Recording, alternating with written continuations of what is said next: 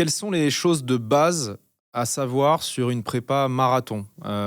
Comment on répartit son entraînement entre ce qu'on appelle l'endurance fondamentale, donc en gros le footing quoi, à faible allure, et les séances de préparation spécifiques pour le marathon?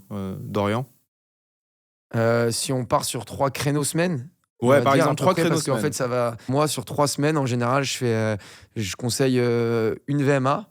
Donc Donc VMA, c'est de la vitesse. voilà, VMA, vitesse maximale aérobie, donc pour, le fractionner, pour, on va dire, travailler, le cœur en gros. Aller chercher la vitesse maximum Exactement. à laquelle on est capable de courir, quoi. Exactement, Augmenter ton moteur. exactement, voilà, muscler son cœur, voilà. Donc Sur des je périodes dis très courtes. exactement. Donc une VMA, un footing en endurance fondamentale, vraiment de récupération qui va te permettre, de récupérer, justement du fractionné et de pouvoir continuer à t'entraîner. Et Heu là-dessus, Dorian, sur l'endurance fondamentale, comment on sait qu'on est en endurance fondamentale?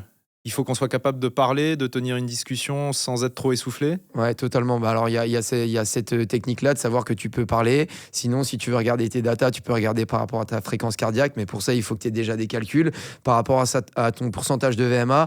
Donc, tu peux essayer de connaître ta VMA et du coup, t'adaptes. C'est environ 65%, on va dire, 70% de ta VMA. Et donc, du coup, ça te permet de calculer ton allure. Mais il faut juste...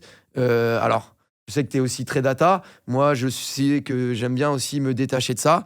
Toute ma vie, j'ai jamais couru avec les datas. Seulement depuis 8 mois, je le Ok, fais. ouais. Et en fait, c'est vraiment en corrélation, donc je suis content. Mais les sensations, pour moi, c'est aussi ce qui reste le plus important. L'endurance Ça veut dire fondamentale, que c'est tranquille, tu dois être quoi. facile. Ouais, Tu dois être facile. facile. Tu dois finir ton footing en te disant que tu aurais pu continuer encore pendant 1 heure, 2 heures, et tu dois pas terminer en étant essoufflé. Alors forcément, si à un moment donné, tu as une côte, ça va être un peu plus difficile. Ouais. Mais même les allures, il va y avoir vent de face en côte, forcément, tu vas aller moins vite que Bien si tu es sûr. en descente vent de dos. Donc c'est pour ça qu'il faut pas que se fier à l'allure, mais vraiment en sensation. Donc, Donc, une séance VMA, ouais. une séance footing endurance Voilà. fondamentale, et la Et troisième? une séance pour moi un peu plus longue qui va être entre le footing en endurance fondamentale et qui va monter progressivement vers un tempo et donc une sortie un peu longue.